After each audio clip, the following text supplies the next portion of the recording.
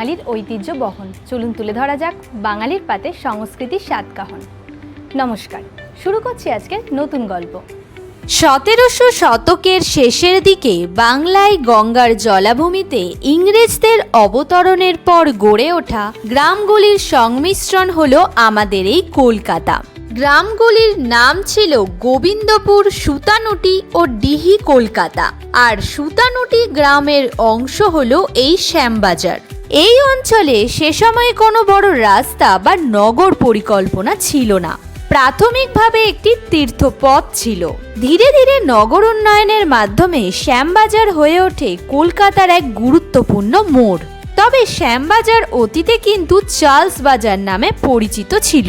আসলে সেই সময় কলকাতার উত্তরাংশে একাধিক স্থানীয় বাজার গড়ে উঠেছিল এবং শ্যামবাজার তার মধ্যে অন্যতম ছিল। এই চার্লস বাজার নামটি দিয়েছিলেন ইংরেজ ইস্ট ইন্ডিয়া কোম্পানির কর্মকর্তা জন জেফানিয়া হলওয়েল। তবে সময়ের সঙ্গে সঙ্গে চার্লস বাজার নামটি লোকমুখে বিলুপ্ত হয়ে যায় এবং বর্তমানে আমরা যেটাকে শ্যামবাজার নামে চিনি তার শিকড় রয়েছে এক বাঙালি ব্যবসায়ীর বিশ্বাস ও সংস্কৃতির মধ্যে। আর সেই বাঙালি ব্যবসায়ীর নাম হলো শোভারাম বসাক। তবে ধারণা করা হয় যে শ্যামরায় অর্থাৎ ভগবান শ্রীকৃষ্ণের নাম থেকে এই শ্যামবাজার নামটি এসেছে। শোভারাম বসাক, যিনি অষ্টাদশ শতকের একজন বিশিষ্ট বাঙালি ব্যবসায়ী ছিলেন এবং সুতানুটি গ্রামের আদি বাসিন্দাদের মধ্যে একজন। তারই গৃহদেবতার নাম ছিল শ্যামরায়। তিনি তার বসবাসের ও বাজার পরিচালনার এলাকাটিকে তারই গৃহদেবতার নামে নামকরণ করেন। আসলে বসাক ও শেঠ পরিবার ছিল কলকাতার আদি গ্রামীণ ব্যবসায়িক শ্রেণীর অংশ, যারা সুতানুটিকে বাণিজ্যের কেন্দ্র হিসাবে গড়ে তুলেছিল। তাদের মাধ্যমে ধর্মীয় সংস্কৃতি ও নগর পরিকল্পনার এক মিশ্র রূপ সৃষ্টি হয়। আর এই শ্যামবাজারে ধীরে ধীরে গড়ে ওঠে নানান ধরনের রকমারি বাহারি খাবারের দোকান। তেমনই একটি খাবারের দোকান বা রেস্তোরাঁয় আমরা গিয়েছিলাম। আমরা মূলত গিয়েছিলাম শ্যামবাজার পাঁচমাতার মোড়ে অবস্থিত গোলবাড়িতে। এই গোলবাড়ি প্রতিষ্ঠা হয়েছিল কিষাণ অরোরা দ্বারা, আজ থেকে প্রায় 98 বছর আগে। এক সময় এই দোকানটির নাম ছিল নিউ পাঞ্জাবি হোটেল। আর এই হোটেল বা রেস্তোরাঁর বিখ্যাত খাবার হলো কষা মাংস। বিশেষত এই কষা মাংস, যা তার সমৃদ্ধ গাঢ় বাদামি রসা এবং নরম মাটনের জন্য পরিচিত। তবে আমরা এখান থেকে প্রথমেই নিয়েছিলাম ফিশ চপ। এখানকার এই চপ স্বাদের দিক থেকে ছিল বেশ ভালো।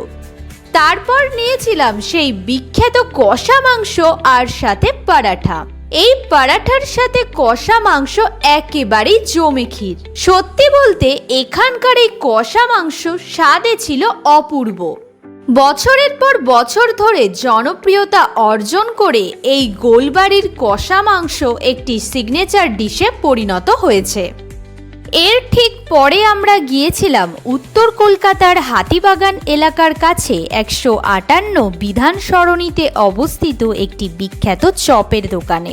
দোকানটির নাম হলো লক্ষ্মীনারায়ণ সাউ অ্যান্ড সন্স, যেটি খেদু সাউ প্রতিষ্ঠা করেছিলেন 1918 সালে তার ছেলে লক্ষ্মীনারায়ণ সাউয়ের নামে। এই দোকানের বিখ্যাত ভাজাভুজির মধ্যে অন্যতম হলো ভাজা ধোকা। আর এখানকার এই ভাজা ধোকা স্বাদে ছিল অপূর্ব। তবে অনন্য স্বাদের ভাজাভুজির সন্ধানও পাবেন এই দোকানে। যেমন ধরুন আমের চপ। কাঁচা আম দিয়ে তৈরি এই চপের স্বাদ ছিল বেশ আলাদাই।